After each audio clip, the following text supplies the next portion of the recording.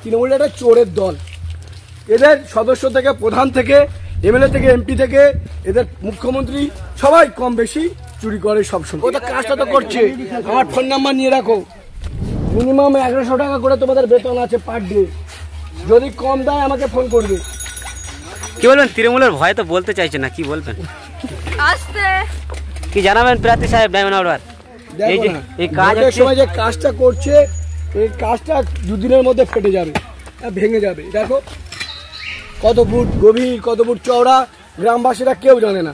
কিন্তু সরকারের কোনো প্রকল্প হলে এই জায়গাটা বেনিফিশিয়ারি লিস্ট করতে, অর্থাৎ এই জলটা কোন কোন গ্রাম থেকে কার কার বাড়ির পাশ থেকে যাচ্ছে তাদের নামের তালিকা নিয়ে একটা লিস্ট করিয়ে ঝুলিয়ে দেওয়া হয় যে এই টাকা এসছে এই গ্রামবাসীদের বাড়ির পাশ থেকে যাবে। তাকে বলে বেনিফিশিয়ারি কমিটি।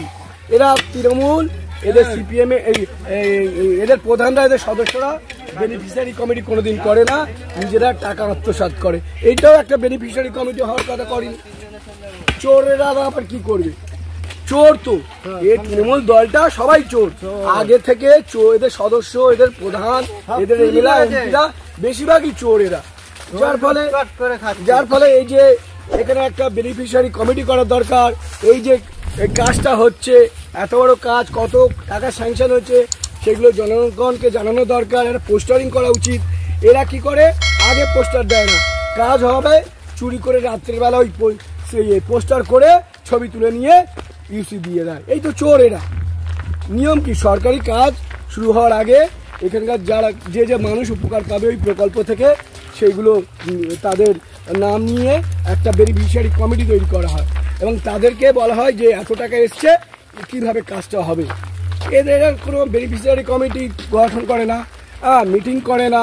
এরা তো চোর। তৃণমূলের বেশিরভাগই প্রধান সদস্য তো চোর, এদের এমএলএরাও চোর, এদের মন্ত্রীরাও চোর, সব চোর। এই জন্য জনগণের যে ট্রান্সপারেন্সির বিষয়গুলো, স্বচ্ছতার বিষয়গুলো এদের কাজে কোনোদিন দেখতে পাবে না। এরা চাকরি চুরি করে, এরা খাদ্য চুরি করে। এরা বাংলাদেশের একটা দল, রাজনৈতিক দল, তাদের স্লোগান চুরি করেছে, জয় বাংলা। জয় বাংলা কোথায়? জয় বাংলা বাংলাদেশের একটা রাজনৈতিক দল, তার একটা মুসলিমরা দল পরিচালনা করে, সেই দলের ভাষা এই মমতা ব্যানার্জি চুরি করেছে। অর্থাৎ এটা তৃণমূলের একটা চোরের দল।